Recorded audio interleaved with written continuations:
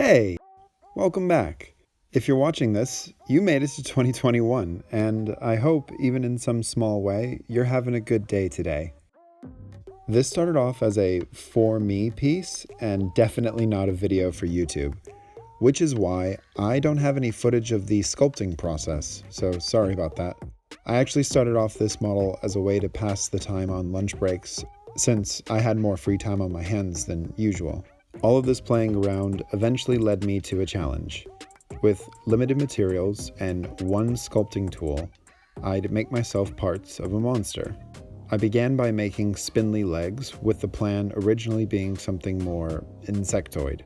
The armature for these are a fast-setting plumber's epoxy, and everything else is original Sculpey. From there, I moved on to the torso, and nothing seemed to work. So instead, I decided to dig deep into the many hours of Nurgle lore I was consuming, and made an engorged body with these silly little T-Rex arms. And to finish it off, the large, porous, I guess you could say, head, just to really give this thing a freaky looking silhouette. Now, remembering that when I started this, I never intended for it to be a finished thing, you know? And as a result, all the materials I used to make this creature were totally wrong.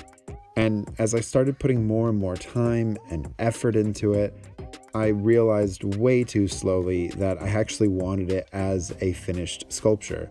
It broke at least 6 times during construction because original Sculpey is weak and crumbly.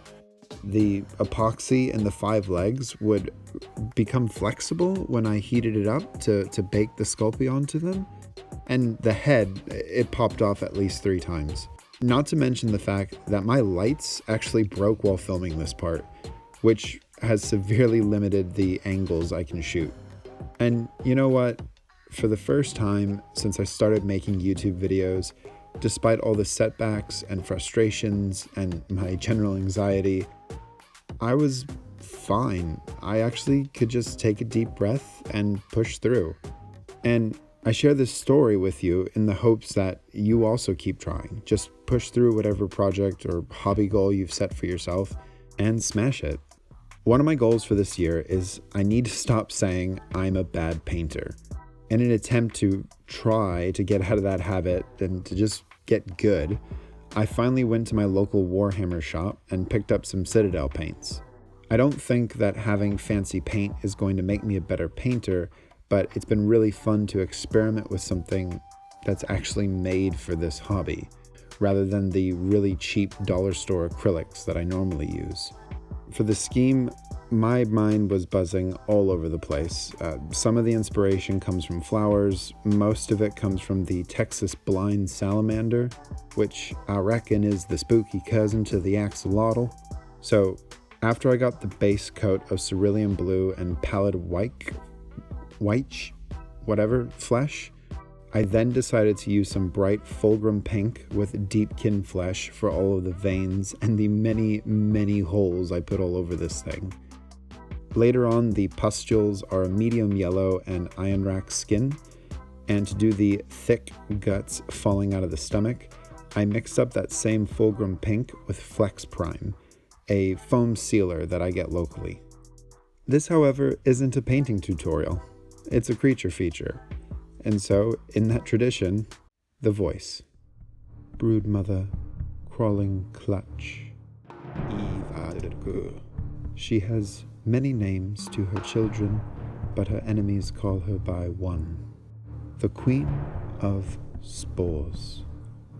Towering over the fray, looking down at all of her dominion, she is an impossible sight to behold, with glowing sores, bright with pus, and a sickeningly sweet bile dripping from her belly.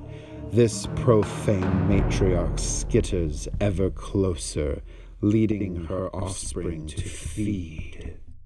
So, while this piece is obviously inspired by Nurgle lore and Daemon princes, it is a completely custom model and probably doesn't follow a million rules for Warhammer.